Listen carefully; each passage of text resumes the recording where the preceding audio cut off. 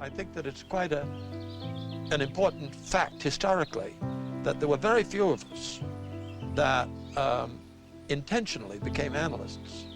What happened was that we all had neuroses, and we were nice, fat, juicy ones, and we were vibrating like an Aeolian harp in a high wind. And very often this was exacerbated by a marriage relationship. I have to remember our first appointment, because Joe and I went together, and he talked right over the top of my head to Joe, arranging my appointments. And I finally said, well, where do I come in? And he said, oh, that comes later. And I'll never forget that. Jane and I arrived in Zurich in 1932. We had a very deep bond between the two of us, but we also were very dissimilar. And so we got into horrendous clashes and crashes. We just were anxious to get a hold of something that would give us some tools to work with so that we could resolve these clashes. I was not so enamored of him at first. I thought the way he talked, no, it was his writing. Of course, it was very intuitive writing. It wasn't my dish. And I kept thinking, who the hell does he think he is? You know, how do you know what he's saying? I mean, how does he know what he's saying is right? And I was really very resistant.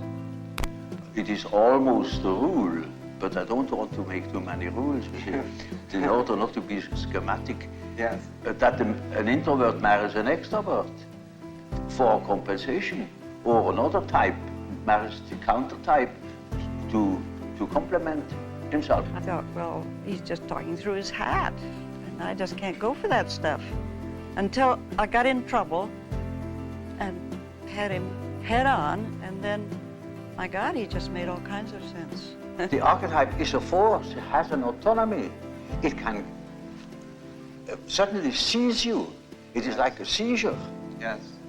So, for instance, falling in love at first sight, that is such a case. You see, you have a certain image in yourself without knowing it of the woman, of the woman. Yes. Now you see that girl, or at least a good imitation of your type, and instantly you get a seizure, and you're gone. And afterwards, you may discover that it was a hell of a mistake.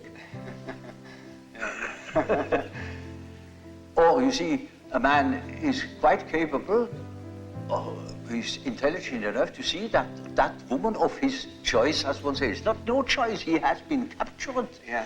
You know, he sees that she is no good at all, Yes. that she is a hell of a business. And he tells me so, and he said, for God's sake, doctor, help me to get rid of that woman. He can't. He's like clay in her fingers. And that is the archetype. That is so-called archetype of the animal. Yes. He thinks it is all his soul, you know. Like the girls, you know, when a man sings very high, then he thinks he must have a very wonderful spiritual character because he can sing the high C. Yes. And she's badly disappointed when she marries that particular number. Yes. Well, That is the archetype of the animus. yes. This is built right into the center of Jung's whole psychology, that one should develop one's countersexual components, as Margaret Mead so quaintly phrases it. But Jung prefers to talk about the animus and the anima, meaning the feminine side of the masculine side of the woman and the feminine side of the man.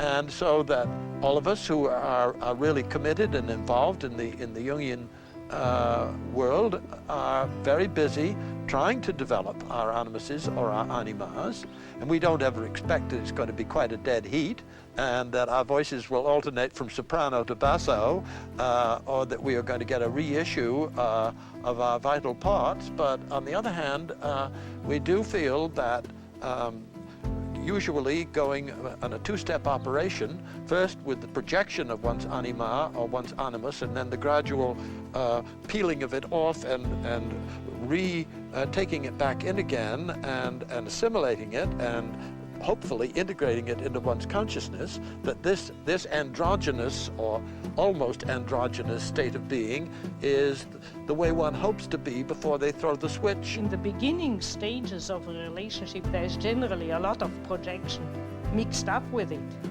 And that is responsible for all those love quarrels. I mean, she makes demands which he can't fulfill, and he makes demands she can't fulfill, and animus anima, crossing the swords. And I mean, if you tape record a love quarrel, it's the same all over the world, literally. And that is projection. And if people don't run away but work it out and take back all what is projection in it, then appears or is peeled out of all this the true relationship. Now, it might be none. And then it would be like the Freudian thing, goodbye, and now I see you simply represented that and that in me, and thank you very much, goodbye. Or there might be a tremendous amount of relationship, true relationship built up, which is not the same thing as projection. The intensity of our struggle suddenly became clear to me that Jane had a thinking function developed, and I had a developed feeling function. And of course that was upside down. Everybody knows that men think and women feel, only what didn't happen to be so.